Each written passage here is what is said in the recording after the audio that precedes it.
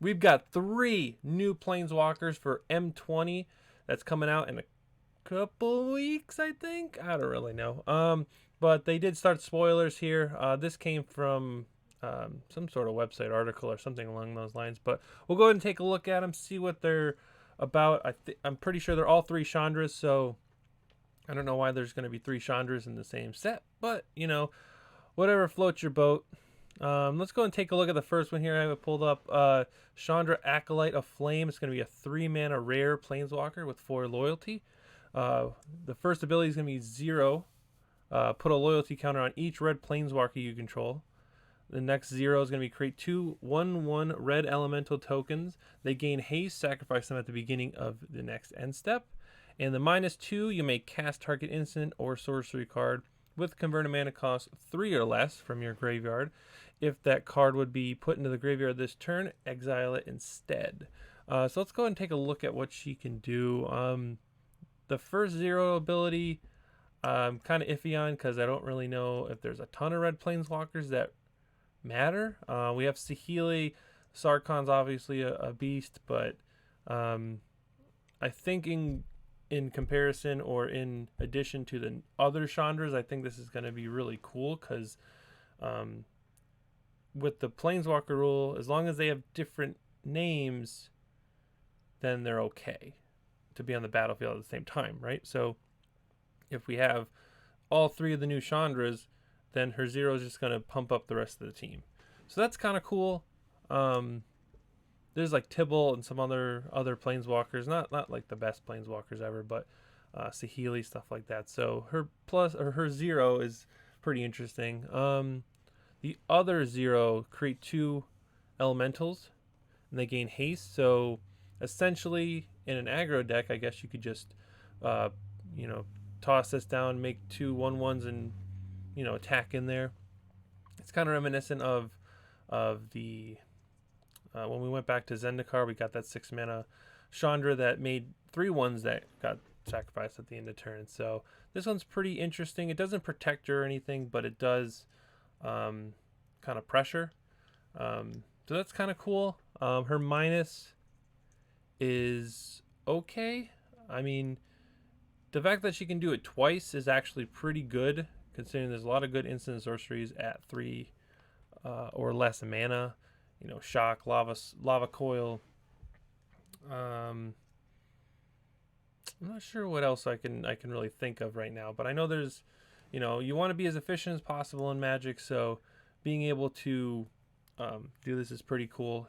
Even in a burn deck, you can play Shock, you can play Lightning Strike, Wizards, Lightning, anything like that to kind of finish the job on your opponent.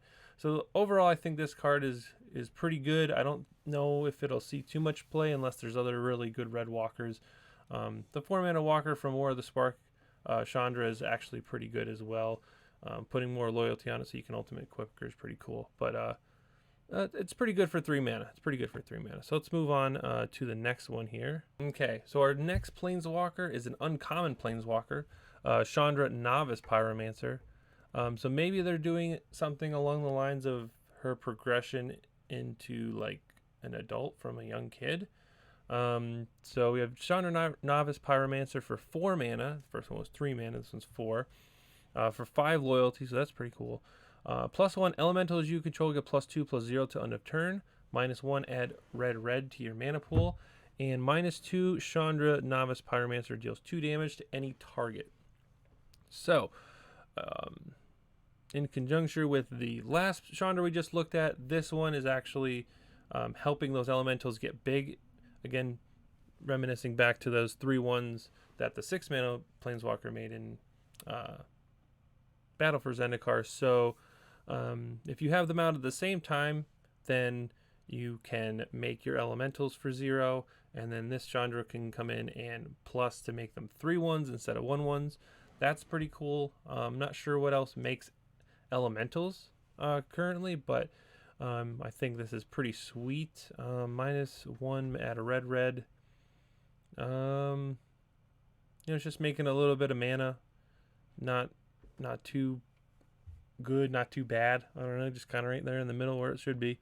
-2, deal 2 damage. Again, pretty mediocre. But again, it's a uncommon planeswalker, so that's all we're really gonna get is kind of subpar things. But I think when you combine all the Chandras, I think it's gonna be pretty good. So overall, solid. It's 4 mana, not the best, not the worst.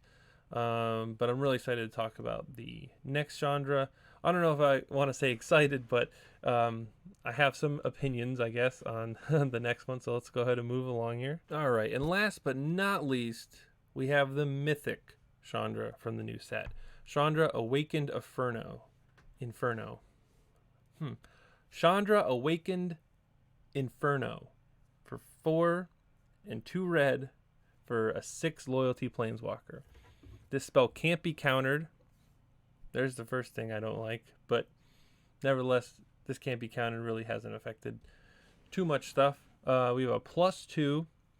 Each opponent gets an emblem with, at the beginning of your upkeep, this emblem deals 1 damage to you. -3, Chandra Awakened Inferno deals 3 damage to each non-elemental creature.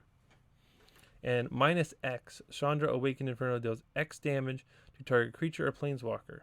If a permanent dealt damage this way would die this turn, exile it instead. So let's go ahead and go over it. It's a mythic. It's 6 mana for a 6 loyalty planeswalker.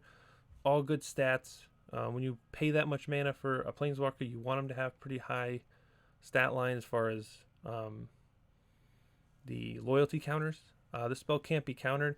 I love blue, so I do like to counter things. The whole, these things can't be countered things they're a little annoying, right? No one likes their spells countered, right? But on the other side of it, when you're talking to control players, they want to interact with you, right? So they want to maybe, kill your guy, you hit them for some damage, you counter their spell, they're trying to work through your removal while you're trying to, handle all their threats and everything. So there's a give and take there. Now, it's not always one-sided where, the control player is countering everything, killing everything. Now, that does happen. But on the other hand, there's, decks that run over control decks or can work around them or, keep up with them card advantage-wise. So there's that give and take, which is nice. Now, when you start getting into these spells that can't be countered, then it's a little harder, I guess, for the control player, which is fine. It's always good to, you're already taking on a big challenge as it is being a control player. But I'm not too big of a fan of it, but I understand the relevance and the need for it, right? So let's move on to her +2.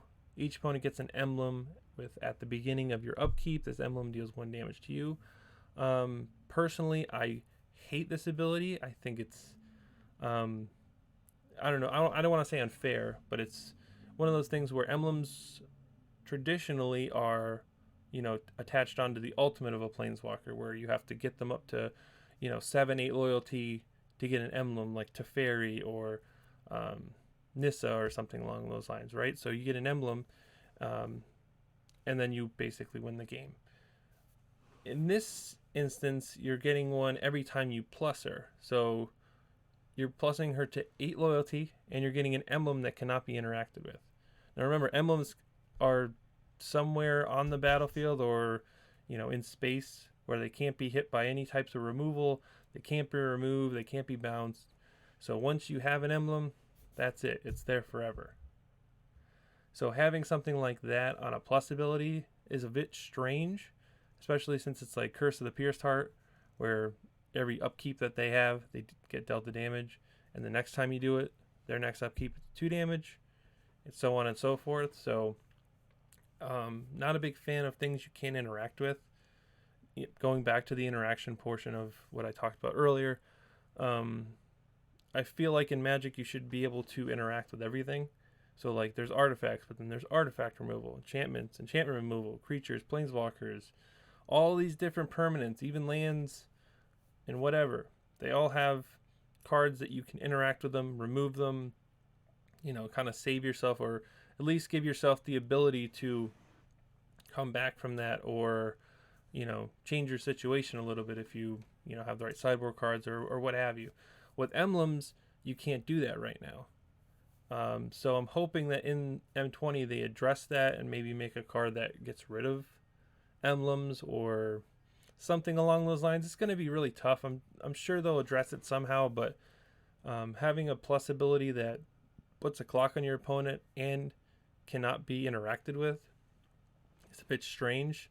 So I do think that they will do that, but at the same time, it's really tough because I really don't like that. I want to be able to, if they play something or put something on the battlefield, I want to be able to at least have a chance or give myself a chance to take it off the battlefield, or turn the tables and start maybe winning the game. So let's move on to our next ability.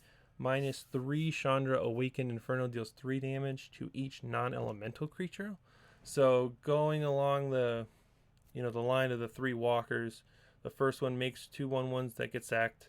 The next one pluses to make your elementals bigger, and then this one deals damage to every non-elemental creature. So there is a trend there.